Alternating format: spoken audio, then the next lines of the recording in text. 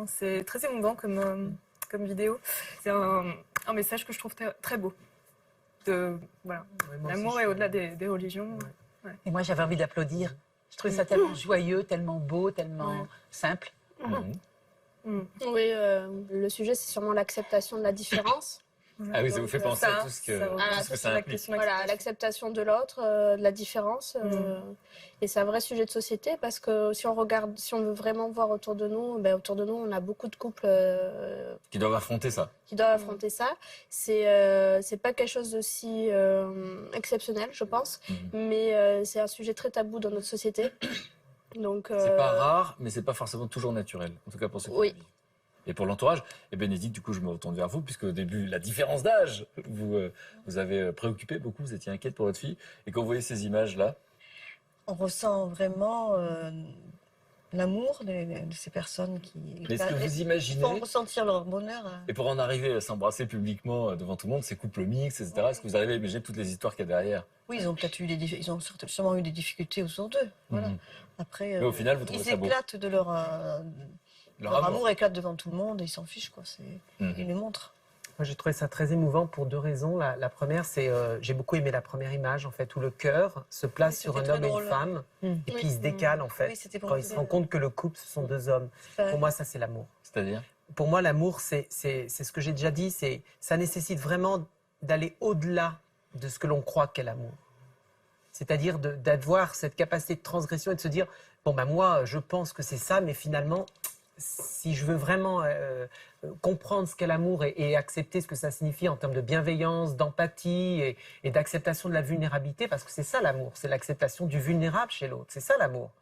Ça nécessite que je remette peut-être en cause ma vision, quoi, et que j'accepte de juste, tiens, non, mais il faut juste que je décale un peu mon cœur. Et pour moi, c'est ça. Et j'étais très émue pendant le reportage parce que, en parlant d'amour, on a parlé de notre histoire tous, et j'étais émue parce que je me dis que notre monde souffre d'un manque d'amour. C'est qu'on ne sait pas vraiment ce qu'est l'amour, on n'ose pas assumer cet amour parce qu'on ne remet pas assez en cause des générations et des générations de croyances, de comportements qui nous disent que l'amour c'est ça. Et puis en fait, on passe à côté de l'essentiel, c'est-à-dire on passe à côté du respect de l'être, de sa différence, de sa vulnérabilité, de ce en quoi chacun est unique et spécifique et en quoi on a tous le droit d'être libre d'être ce que l'on est. Il n'y a pas de débat, Marc. Moi, je pense que l'amour, il tombe comme ça sur vous et vous ne l'avez pas choisi, en fait. Ça c'est Vous vous rendez compte de ce que vous venez de dire? Oui, j'ai vécu aussi une histoire d'amour qui n'est pas le sujet aujourd'hui. Je veux dire, on ne choisit pas forcément la personne avec qui on va vivre, effectivement. C'est pas ça que vous vouliez entendre? Si, enfin. Et que l'amour vous tombe dessus et vous n'avez pas prévu ça comme ça. Voilà. On le choisit, on honore ce sentiment. Voilà.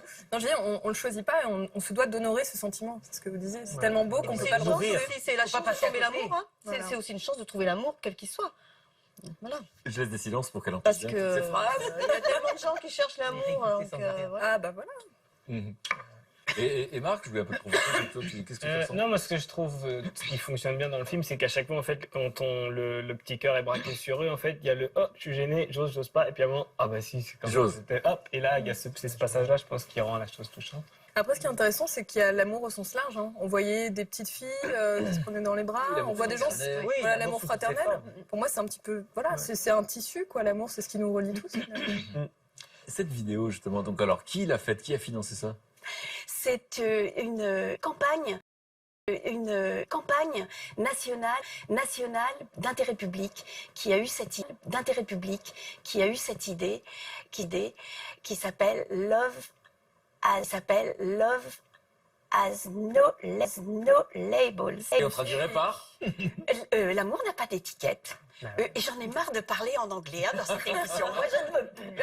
Et donc, l'amour n'a pas d'étiquette. Et est-ce que ce sont des acteurs?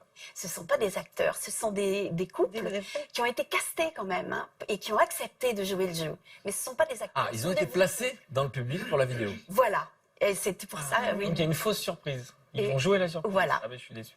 Quand ça- Le public n'était pas au courant. Donc, donc les réactions du public sont authentiques. tout à fait authentiques. Mais c'est pas comme d'un seul, parce que Non. je me dis, ce stade, il est incroyable. Incroyable, il y a plein de Surtout, coups comme ça. Surtout aux États-Unis, les mecs qui vont voir du foot américain, a priori, je suis pas Oui, sûr que les ça profils, soit- il y avait- Voilà.